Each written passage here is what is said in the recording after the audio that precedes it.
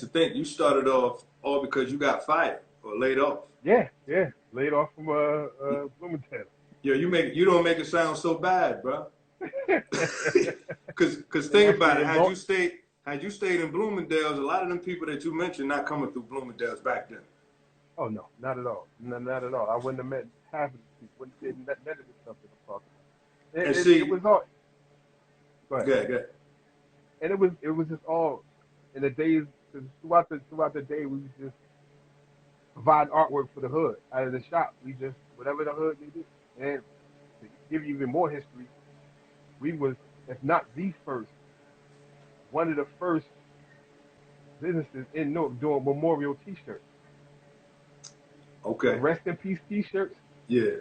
pretty much started at doing it with the R. Wow. My brother came up with the concept, and we would take people.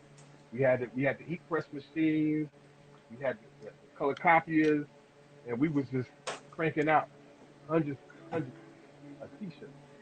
So that was a real major thing that we did. And then the tagline for the shop was "You name it, we'll design it." So Okay. no matter what, so I was painting on cars, shoes, uh, you name it. It was helmets. So you had more work than most people can handle at this point back then, and y'all really Yeah. didn't even see. Now, did y'all see that growing into a business, or were y'all just kind of happy to be a part of the culture? Well, it was enjoyment to be a part of the culture, but then it was also we saw where his money could be made. The monetary thing we could actually really we turned it in where we could make some real money, like off like cause from the backdrops.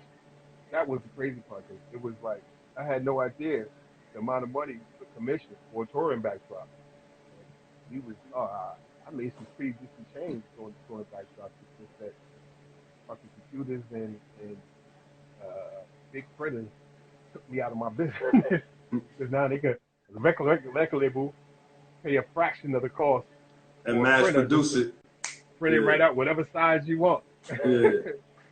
So it was Um, crazy. But yeah, like when I got to go further back, like after I had lost contact, another backup that I did was an incredible job with Biggie storing backdrop. I was just That about to was ask you about that. I was just about to yeah, ask you about that. that was so incredible how that went down. Like just so happened at the same time, Lords of the Underground was Shout part out to of Do It All. yes You know, sir. Him if they get a chance, him, Raz Baraka, and the Zoo Crew that came up with the coalition to stop the war on the youth. salute, And salute. we was all a part of it. We actually did the T-shirts for the event. We had a big rally, and we got cool with everybody like me and Raz has been good brothers and good friends for years. We actually came up with a concept called the Adventures of Shorty, which is animated cartoon that we was working on. To this day, when he see me, he'd be like, "Gary, what's up with Shorty?" Yo, man, So no we got time like the present, bro. exactly. I got to reach out and we gonna see if we can put that together. We could But talk anyway, about that so too, bro. yeah, they had an album release party for I think it was the second album, and so we went to the album release party in New York, and we all got invited. It was crazy. Tupac was at the party.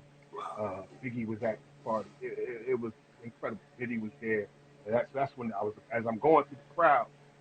Puffy saw me. He was like, "Yo, dude, where the fuck you been? Yo, Big need a backdrop." He was like, "Yo, I've been trying to find somebody this since he was a kid." So he gave me Mark Pitt's number. He was like, "Yo, call Mark. Tell him I said I want you to do the backdrop. I don't hear nothing. Let's make it happen." Boom. So next day I get on the horn. I call Mark. Set up the meeting. There you go. I'm doing the Biggie's one and only touring backdrop because he only went on one tour. Let me tell you something, man. Biggie, you know, every most people got Biggie in their top five. Mm-hmm. A lot of people who true to the culture, if they don't, they probably lying. Yeah. So to say that you were a part of that one and only tour, Mm-hmm. that's like gonna end up like in the hip hop museum at some point, man. Tell us, could you tell us what the backdrop was? It was the Ready to Die album, the cover. Oh, Him as it's like a him as the brown little baby, album. his baby picture. Oh, yeah, Yeah. I'm thinking Life After Death. I'm Nah, thinking Ready Life to After Die. Death. We were So you Life After. drew the fat baby with the fro. Yes, yes. Was that That was actually big?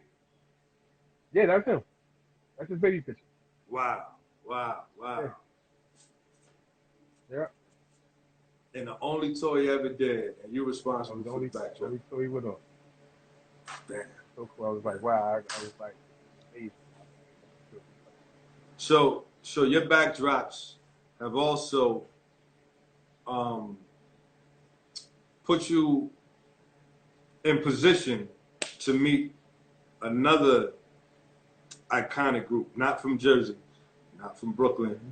We talk about from Yonkers. Oh yeah, that Last then night, last that night was was a that battle between the oh two that was dogs. an epic battle, epic You battle. know, and My boy held his own too. I ain't gonna say I was shocked, but I had forgot about all the joints that DMX yeah, had. man. One of my DMX held his own. one If of my he, favorite some say he won. one of my favorite. I just think that if he had more time, Yeah, DMX if went through whatever he went through, and everybody got even in the stuff that short they time did. that he went through, the man put out two He double albums. two He double had two albums, double albums. So he but was what the time he wrote, he wrote. one of my favorite verses of all time is his verse in Blackout with him, Oh Jay, you know, yeah. Jada, that's Mm-hmm. one of my all-time verses, All time favorite. all-time favorite verses, and that So yeah, actually. what happened there? We had dealing with Puff, and Puff also got a stylist. His stylist's name was Groovy Lou. Respect to Okay. Groovy Lou.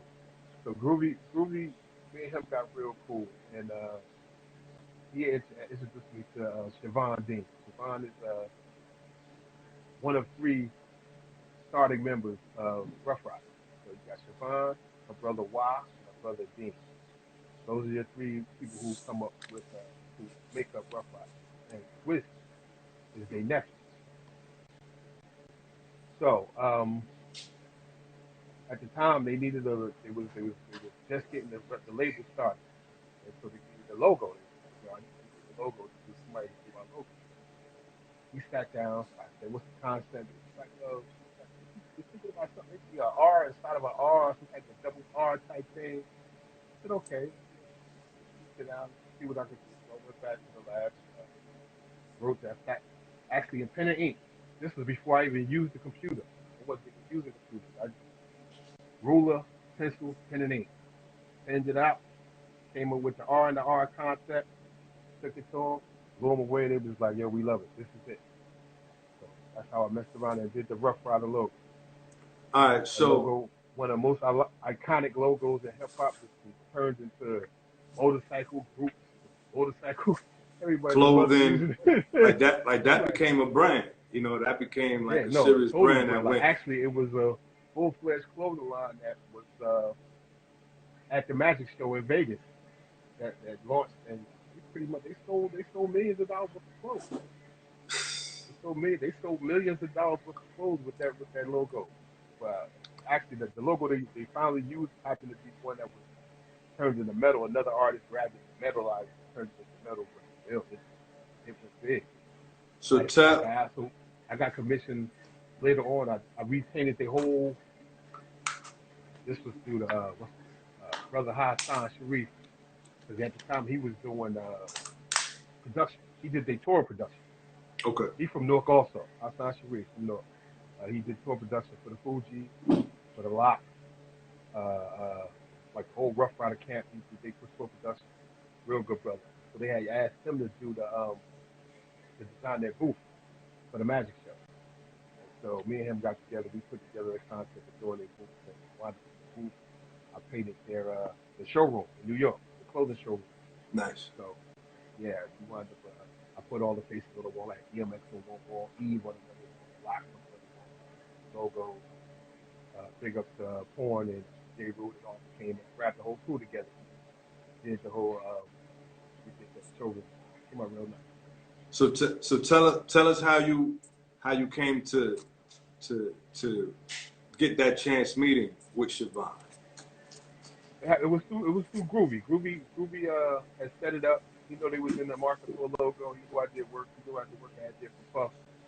And he was like, okay, I'm gonna set this up. So he set up the lease, drove out to Yonkers, went to the office. Actually, it was their fathers had a construction company, and they was using part of the one of the offices by his construction building. We met there in Yonkers. First, and only time I've ever been in Yonkers. Sat down with them, and we kicked it off. Like we started vibing, and once they realized what exactly I could do for them, so great. My, my brother went to school. Shout out to Spence. My brother went to school at Iona, which is in New Rochelle, Westchester, New York. Okay. So, you got New Rochelle, you got Yonkers, the Bronx is close, you got Mount Vernon. Mm-hmm. Um, it's it's certain parts of Yonkers. It's real in Yonkers, man. Oh yeah, They get the they get office was busy. downtown. The office was downtown Yonkers, but you go a few blocks around the corner, They get busy. They get they get busy in real. Yonkers, yo. School Street is real in Yonkers. They get busy in Yonkers, man. Yes, yes.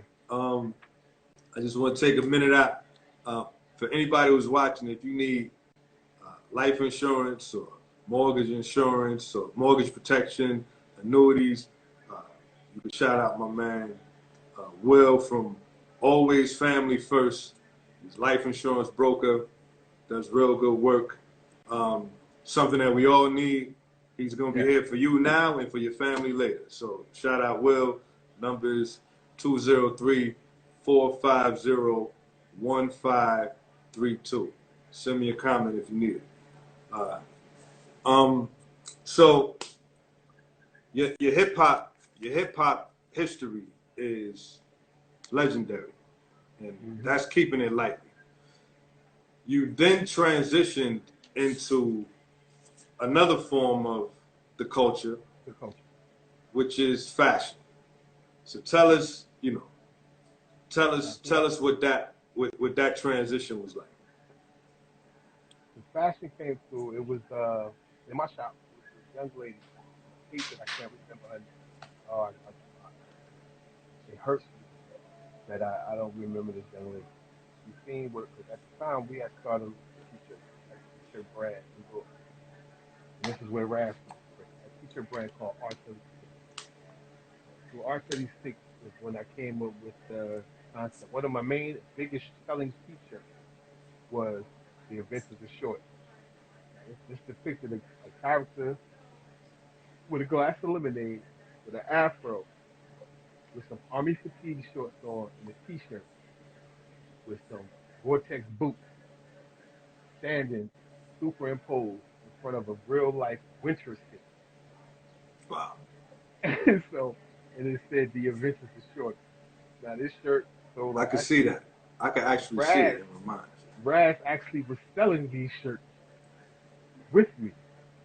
Him and the good Doing brother Wayzine. Him and the you good talk brother about Wayzine. Mr. We the Mayor. The Yes, mayor of yes. Newark, New Jersey The was man selling of New T-shirts with you. Jersey was I used to work with the me. brother. Shout out to It Raz. was we was him and the brother Wayzine was riding around the hood Okay. selling these Adventures Okay. or these T-shirts. Yeah. And was selling them at a nice like they was moving. We couldn't at one point we really couldn't make them fast. It was crazy. I So see from your that, brother put. I see your brother put Shorty is the mayor. So yeah, is Raz that was the concept. Shorty? That was a Raz is Shorty. Raz is actually Shorty. Well, I That was gotta have Raz on the show now. We gotta talk about oh that. you got to because like maybe before he even ran for councilman, we had put the shirt out of Shorty for mayor, and Shorty for so and it was always there. We're like that was the end goal. And it's yeah. crazy. There it is. You know what I'm Yeah. saying?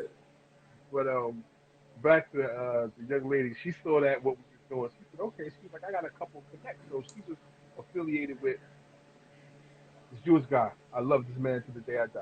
His name is Simon Akiva. He's he had started in the Bronx. He's from the Bronx. He had a clothing store in the Bronx. I believe it was called. I think they called it Jew Man. Sure. But anyway, at the time he was the money behind Maurice Malone. So he put up the actually Maurice had one of the best deals in MC going because him and Maurice was partners. It was 50-50 partners. And back then that was unheard of.